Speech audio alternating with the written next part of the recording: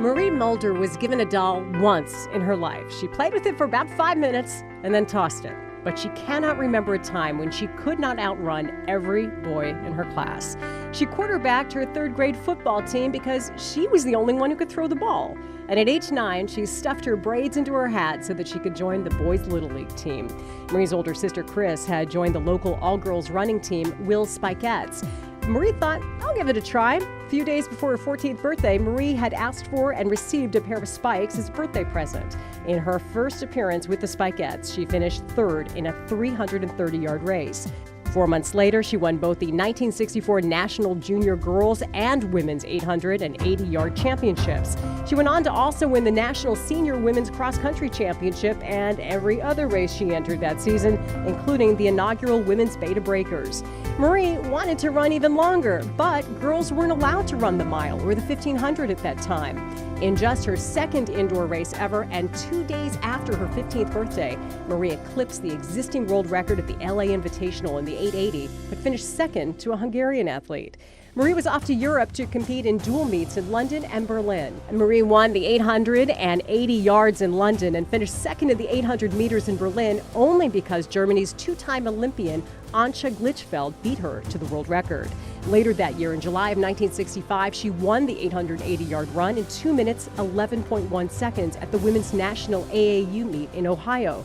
And she captured the 1,500-meter run 90 minutes later in 4:36 for an American record, the first time that distance was run at the event. She lowered her American records to 2:10.2 for 880 yards, 2:07.3 for 800 meters. She also went on to win the National Women's Road Race Championship in 1965. By the time Marie was 15, she had run in meets in East and West Germany, Poland, England, and Mexico, and competed at the pre-Olympic Games survey competition in Mexico City to determine how the 1.5-mile altitude might affect athletes.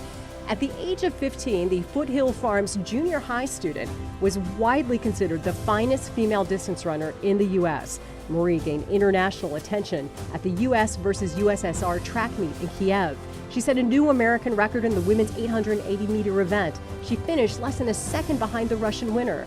Marie clocked a 2:07.3. The Russian announcer lauded Marie as the absolute champion of the world. Russian women were not allowed to compete until the age of 18, which made Marie's performance at age 15 something Russians had never seen.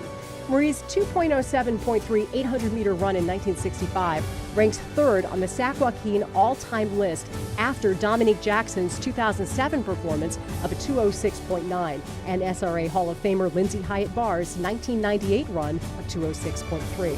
Her mark also ranks second on the all-time California State Freshman best list behind only Mary Decker's 2:02.43 in 1973. Marie's father was named the Chief of Medical Care for the Department of Health, Education, and Welfare in 1965. So Marie and her family moved to Washington, D.C. at the start of the school term. Marie went on to attend Crossland High School in Maryland, where she ran against the boys to have a little competition. She captured the National Senior Women's Indoor 880-yard title in '66, and soon after developed Achilles tendon problems and had trouble with speed work. The International Olympic Committee refused to add the 1500 to the 1968 Mexico City Games, an event Marie was eyeing as her Olympic dream. So she decided to hang up the spikes and go on with her life in another direction, leaving the track behind.